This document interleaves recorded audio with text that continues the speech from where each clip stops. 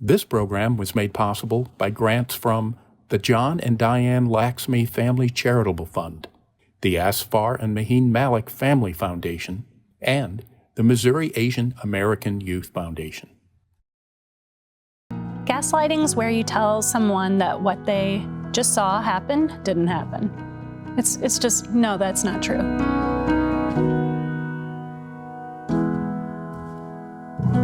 Hi, I'm Aisha Sultan, and these are things we don't talk about.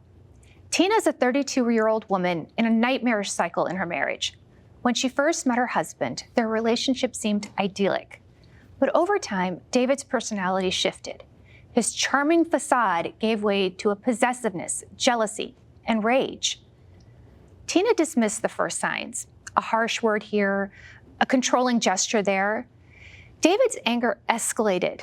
He isolated her from family and friends, ensuring that she had no support network left. Her self-esteem plummeted. She believed she deserved this treatment. She tiptoed around him, fearing an explosion. And when David's rage erupted, there could be slaps, punches, and verbal assaults. Later, David will apologize, promising to change. Tina clings to this hope. She questions her sanity sometimes. She even wonders if she's to blame for his behavior. And David's manipulation keeps her tethered in that relationship. I'm joined by Heidi Suguitan, Director of Clinical Services at Safe Connections, and psychiatrist Dr. Shahbaz Khan, who specializes in trauma, to learn what Tina's options in this hypothetical situation are. Thank you guys for coming here to talk about this difficult subject. What are Tina's options in a situation like this? She has many options, but probably it will be very challenging for her because she's looking at her whole life that she's built with this partner and having to decide if she needs to rebuild. So she's going to have to rely on all her social supports, every network she has, and maybe some of the community supports as well. Do you see people present in this situation, and how common is it? Very common, especially in the field that I am in. I was looking at some stats, up to 25%, to certain cultures, up to 37% of incidents of intimate partner abuse happens. So it is very common. That's really surprising to me. Is that true with your experience as well? Yes, it is. Yes, I work at a domestic violence agency, and we see a lot of people from all walks of life come in. It's not restricted to any particular group, but I believe in certain groups, there's more freedom to reach out for help. So that may be why we're seeing more from those groups. And in certain groups, there are fewer resources. So it's hard to know what's happening behind closed doors. What kind of stigma is there with different cultural groups? Dr. Khan, can you address that? So certain groups are able to reach out much easier as compared to others based on, as you said, a stigma.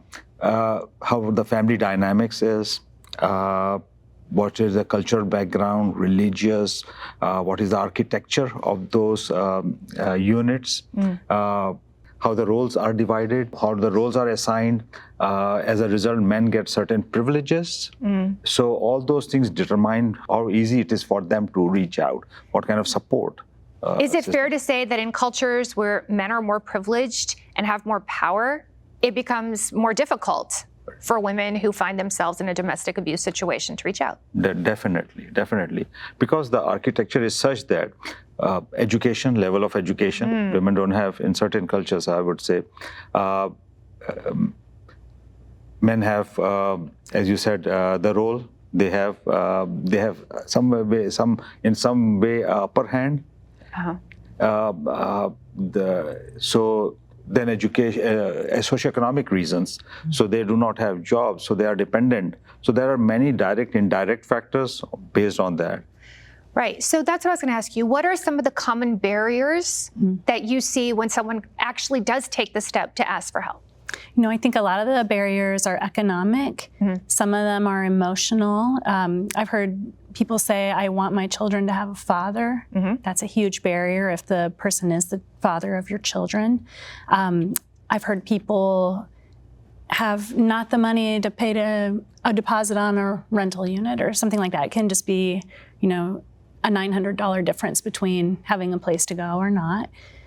Sometimes there's been a great deal of isolation, so family and friends are pretty distant by the time someone's ready to leave.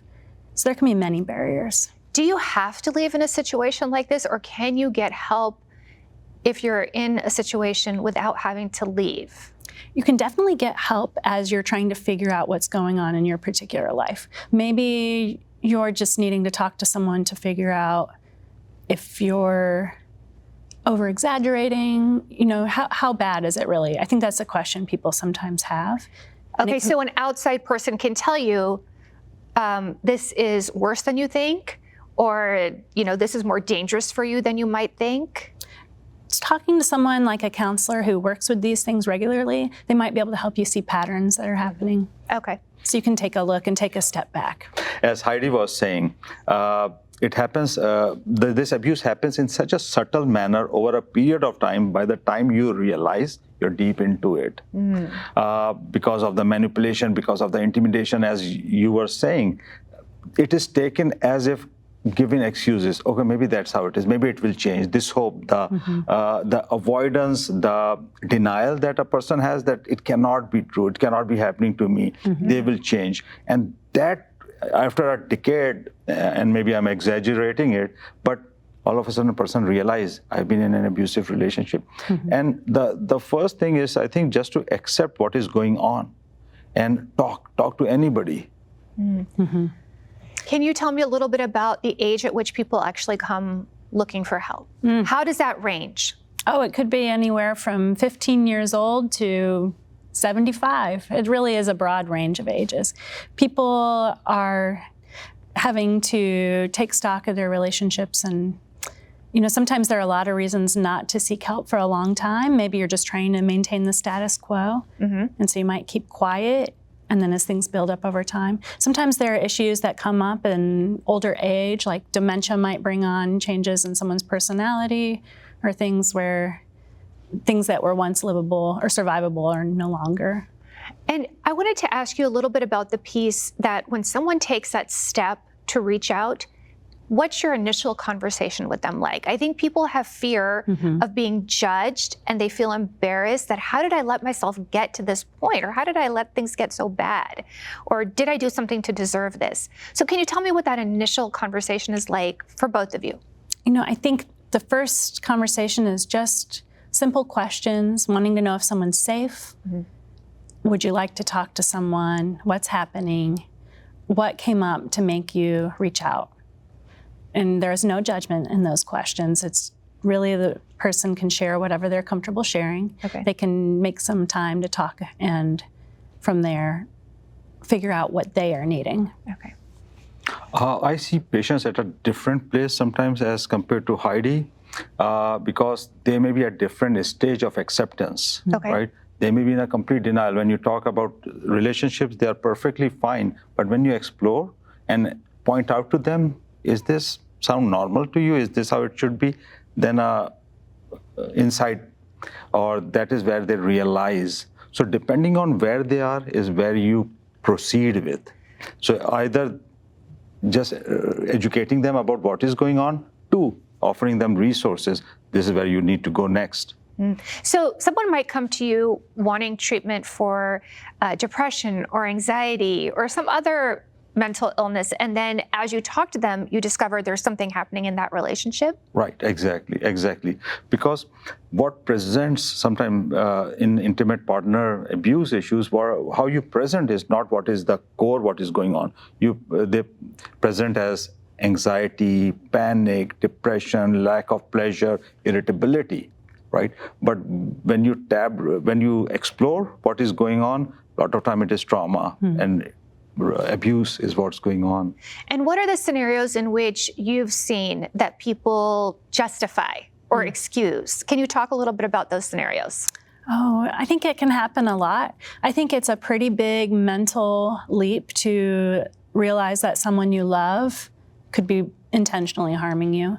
And so I think we try so hard to believe that that's not what's happening here. So, and then if the abuser is making a lot of excuses and apologies, it's much more comforting to believe that and to believe it was a bad day than to see the pattern of what's happening over time. So do you hear people making excuses for their partners?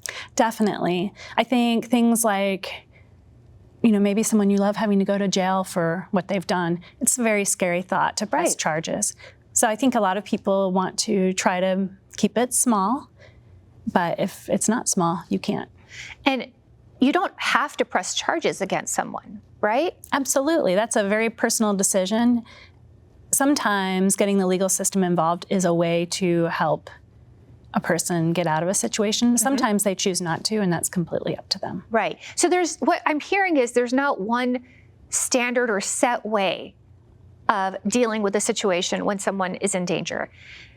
Does this happen to men also? Can you talk about that? I feel like that's something we don't talk about or hear about much. It does. It happens to a lesser degree, but there could be some other factors such as the masculine persona of being strong could make it harder for a male survivor to come forward. So we don't exactly know what's happening with people who aren't speaking up. But we do know that about 10% of men share some kind of abuse history when asked in some of these national polls. What would you say to men to try to make them more comfortable about trying to seek help for their own situations? Again, as you said, the masculine persona. So you have to overcome those kind of issues that you have, right? 1 in 10 men in the lifetime have suffered from some kind of intimate partner abuse as compared to 1 in 3 women. So 1 in 10 men versus 1 in 3 women. Right. That is a difference, but that's not to say that it doesn't happen. Right. Now, we hear this term gaslighting a lot in popular culture. Can you explain what that means? What is it? Gaslighting is where you tell someone that what they just saw happen didn't happen. It's just, no, that's not true. So does that happen commonly in intimate partner violence situations? And how does it happen? You want to take that one? Sure. I think it does happen a lot. I think if someone can get a victim to subscribe to a different reality than the one where the abuser just committed some abuse, then that's going to be easier to keep everything status quo. So it's a tactic to avoid responsibility, essentially. So for example, with Tina, her partner might say something to the effect of, well, I've never hit you, or you took it the wrong way, that's not even what I said. What are the more common ways in which someone could be gaslighting someone else? Can you share a little bit about that? Maybe when they're being held accountable, it's like, oh, you're exaggerating again. You're so emotional. You always do this. So it'd be a little like deflection and ways of making the problem the person who's upset rather than the action that just happened. Oh, exactly. So projecting onto the victim, because it's sometimes it's a lot of shame-based also, so they do not address the behavior, but rather than either they will minimize or they will project onto the person that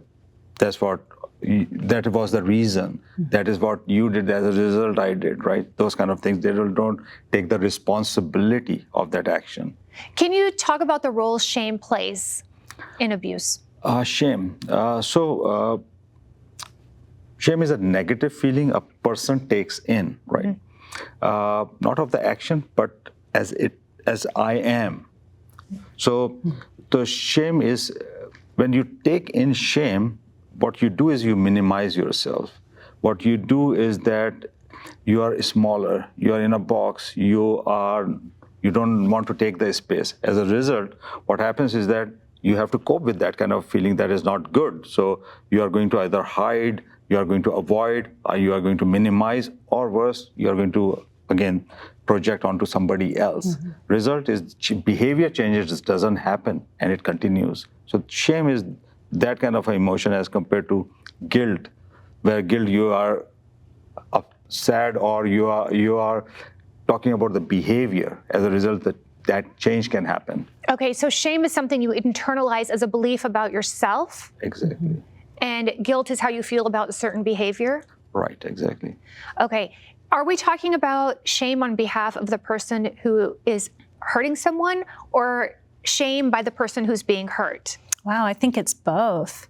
I think the person who's doing the hurting becomes very defensive when confronted with their behavior because of the shame, the shamefulness of the actions that they took. And then for survivors, there's shame and how did I let this happen? What does this mean about me, that I'm in this relationship? This is my most important person, and now what? And so I think there's a lot of shame there too. If you could make one change in certain communities to make this a problem that is talked about more, or make resources more readily available, people using resources more, what change would you want to make?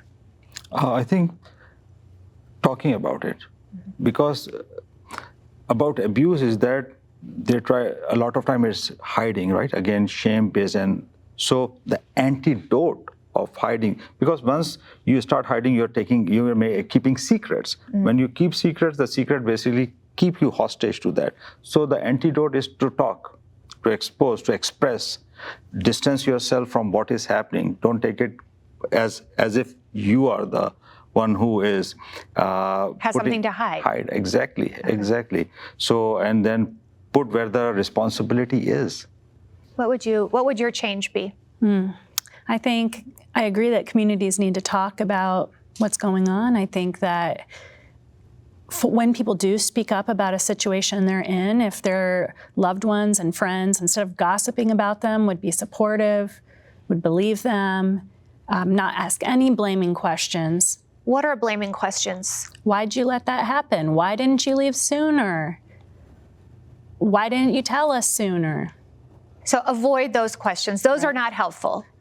I think sometimes if you're trying to help someone in a situation and they're repeating the same cycle to you over and over, and you keep telling them, this is terrible, you should leave this person, but they refuse to, it can be very alienating, and you can start to just be like, this person's never going to listen to me. What advice would you have for someone on that end? I've had a lot of those conversations, and I think it's important to remember, as much as we love and want to protect our loved ones, they are the best person to make their own decisions. So we have to take a step back and let them live their lives. We can be concerned, but if we're not feeling responsible for them, it's easier for us to be there for them when they need us. Okay. I mean, when you're watching a football match or soccer match, sitting outside, you can comment all sorts of things. Should do this, should have moved over here, all those things, right? But when you're in the field, when they are in that relationship, it must be very difficult. So when you ask them, why didn't you do this or didn't do early, what you're doing is you're judging them. You're shaming them, basically, right? So as a result, what happens next time? They will not come to you. So you have to provide safe environment where they can talk, express. And again, in that journey, wherever they are, that's where you help. I really like the point that you said that instead of the community response being gossip and judgment, our community response also has to change to this issue. And also looking at where the blame and responsibility for actions actually lies. I think it's really interesting that you are raising and have raised 5 daughters. Right. You know, that's amazing. What do you do as a parent to help protect them from ending up in relationships that can be hurtful? First of all, I try to, in a way, to the best I can. No parent is a perfect mother or a father, right? Right. Is that role model, right? What would you expect in a man, right? Do they open the door for you? Do they stand up and like all the etiquettes that are necessary? Right. Love, affection, talk to them. And I always tease them. I always talk to them about subjects that may be even uncomfortable at times, because I want to let them know that this is the safe place. Yeah. You can talk whatever it is, because if you don't talk here, then I don't know where you will talk. Right. Right. If home is not the. So all those things where you're not being judged, you're not being judged for what you do, and just to empower them by setting examples. What kind of advice would you have for parents who want to try to protect even their kids who might be in dating relationships? Well, I think The temptation would be to track their every movement. Right. But the truth is we can't track our children's every movement. As much as we want to protect them, their job is to grow up and leave the nest. And so building that great relationship where they can come to you, letting them know, hey, even if you tell me things I disapprove of, I'm not going to freak out on you. Please bring those things to me. I promise to be calm enough in the moment to help you, and we can have a conversation later. And then I think you need to model in your own relationship communication, compromise, healthy conflict where it's not escalating to such a huge Right. Explosion. And then those things can help lay a foundation. You know, I think many of us try to do that. I certainly try to do that. But there are times when we lose our temper in relationships. You live with someone constantly. So if you have a fight in front of your kids that's louder than you would like it to be, how should you address that later on? I think being honest about it and admitting it was a mistake is an important step as a parent, showing I can admit when I'm wrong too. Dr. Khan, have you ever done that in front of your children? No. So, but a couple of things. All these emotions are real emotions. Anger is an emotion that we have. So we take ownership. But what you do with your anger, how you handle with your anger is what matters, right? So you can say that, hey, that upsets me. Be upfront about things, or this is how I feel, instead of that's how you are making. So those words, expression of the feeling, talking about feeling is not a danger zone. Talk about it. Those kind of things. Another thing that, going back to what I do, is that if a person knows their worth, right? If they know their worth, and then they will have the expectation what to expect from the relationship. So that is what you want to inculcate in that person, that nurturing feeling, so that they know who they are, no matter where they are, even if you are not supervising them. If you grew up seeing an unhealthy dynamic in your house between your own parents, are you at greater risk for repeating that pattern? Unfortunately, yes. There is a risk to see it as normal. And so I think it's really important to do a little bit of work recognizing what traits were happening. Think about if there are relationships that modeled something healthier that you would rather emulate, and try to look for those type of things. Do you think it's helpful to, before you get married, to try to talk to somebody if you grew up with not the best model for a relationship, so you have better ideas of how to navigate it? Definitely. I mean, I cannot tell you the significance of talking, right? Because again, when you don't talk, no matter what, I would talk to a therapist if you have been in a home environment that was loud, abusive, or in any way uncomfortable. Talk about it, because then you have created these thinking patterns, these expectations, self-worth, all those things, lack of self-compassion that can lead to abuse. And Dr. Khan, are people sometimes not even aware of how they're repeating some of their past behavior patterns until you maybe make a connection for them to like? A lot of time, because in their mind, if there is not a good reference, it becomes normalized. Okay. Right. So there has to be a comparison. And sometimes, and that's where in therapy, where you identify, confront therapeutically about what is going on, and they are able to identify that pattern. Hope that they will identify that pattern.